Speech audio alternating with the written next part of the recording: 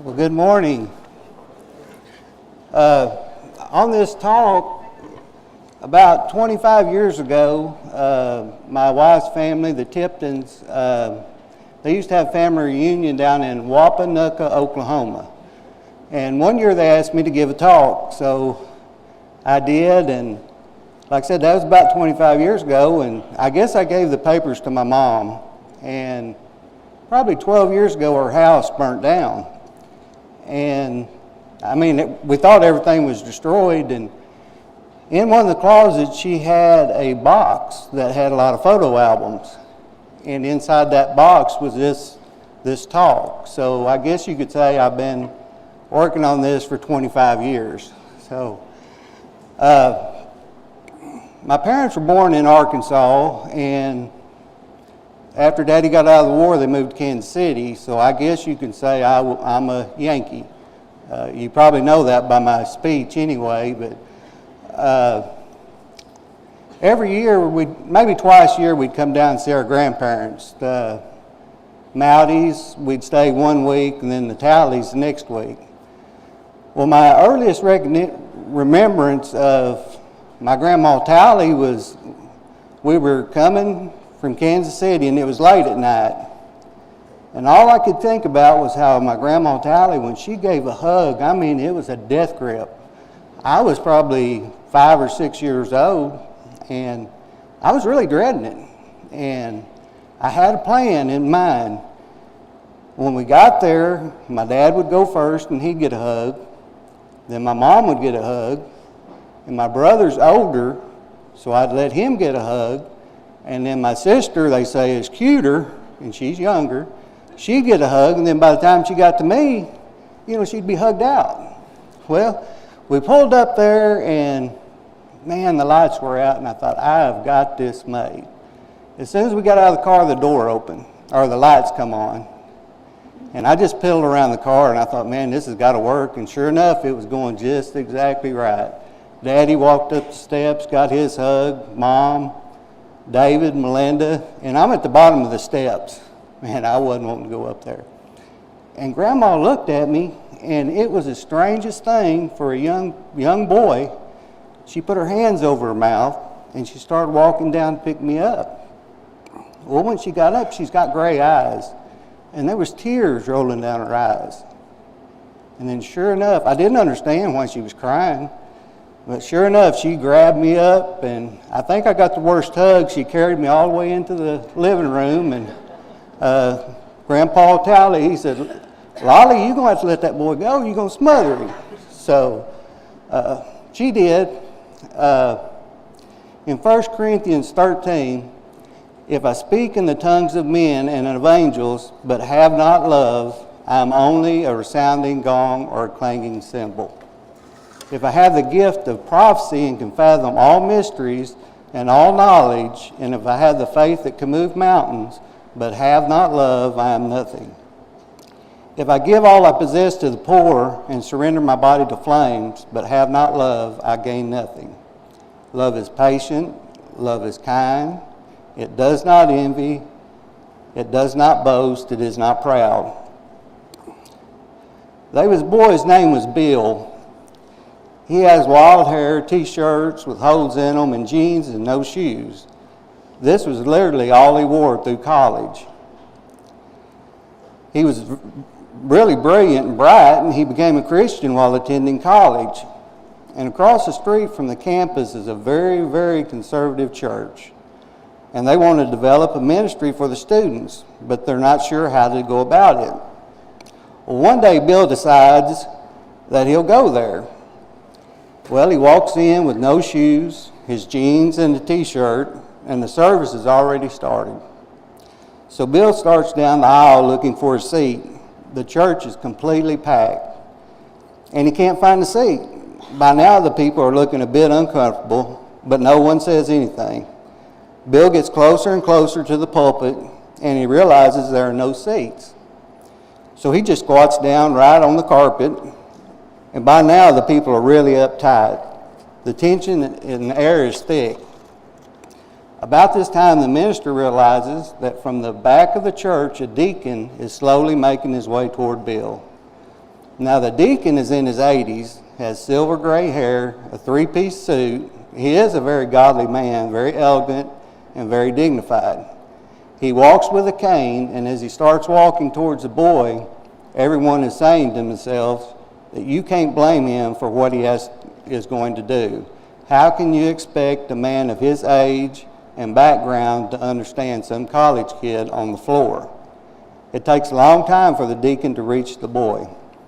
The church is utterly silent except for the clicking of the man's cane. All eyes are focused on him. The minister can't even preach a sermon until the deacon does what he has to do. And now they see this elderly man drop his cane on the floor, and with a great difficulty he lowers himself and sits down next to Bill and worships with him so he won't be worshiping alone. Verse 5. It is not rude, it is not self-seeking, it is not easily angered, it keeps no records of wrong.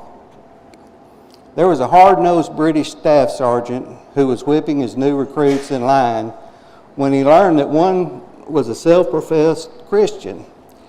He noticed that the young man never used any of the foul language that was constantly heard in the barracks, and that he prayed every night before retiring. The agnostic sergeant was determined to beat this sign of weakness out of the young soldier. So he began giving the recruit the most distasteful and difficult duties.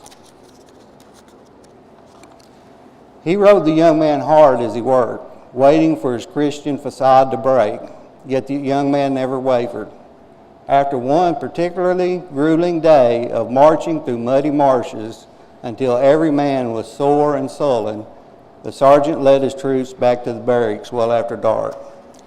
As they collapsed onto their bunks, exhausted and broken, he watched in amazement as the young Christian recruit knelt by his bed to pray before he would give himself a much-needed rest. In a moment of anger and frustration, the sergeant yanked off one of his muddy boots and hurled it the length of the barracks at the young soldier. It narrowly missed him. And he kept on praying. Consumed by hate, the sergeant threw a second boot and hit the young man squarely in the head. Silence fell in the barracks as the young soldier slowly rose from the floor, a stream of blood coursing down his cheek from a gash over his eye.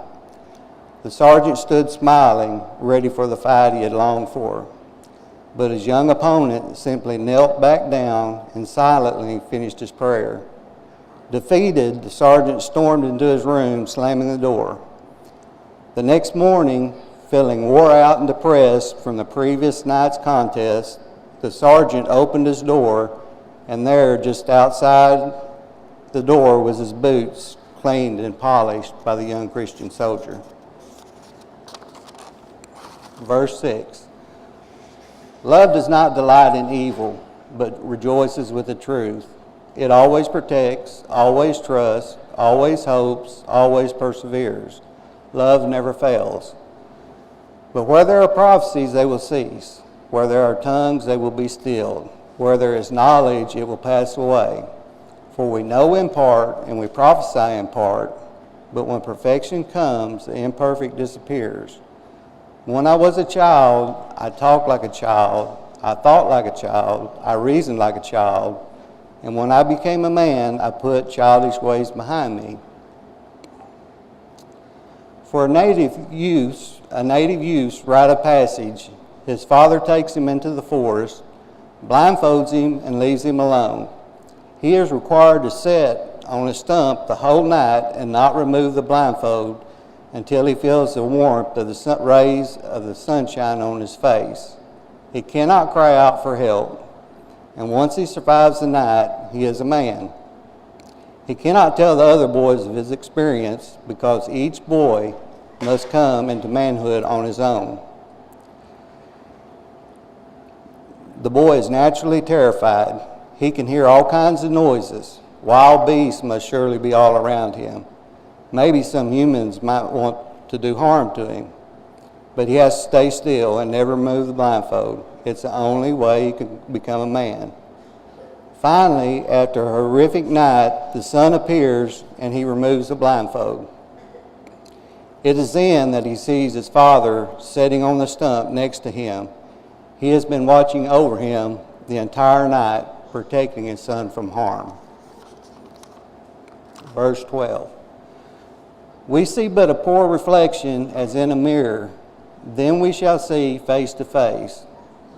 Now I know in part, then I shall know fully, even as I am fully known. And these three remain: faith, hope, and love. But the greatest of these is love. You see, I know now those tears that were coming down my grandmother's face were tears of love. And we know now our Father is always sitting beside us, watching over us. We don't know when we will be called home to heaven, and when I get there, I know I'm going to find my grandmother, and she will have a line of people lined up giving them hugs. But this time I'll be in front of the line. I know this is really short, but that's about all I've got. Jaredon is fixing to sing a song that to me it's just powerful. I love it. And I'd like to ask you that if there's anything that any of us can do for you, or you need to talk to someone, you could talk to me or some of the elders in the back. We'd love to talk to you. But if you can do me a favor, I'd like for you to really sing this song loud, to feel it, to say it, and really to own it. Thank you.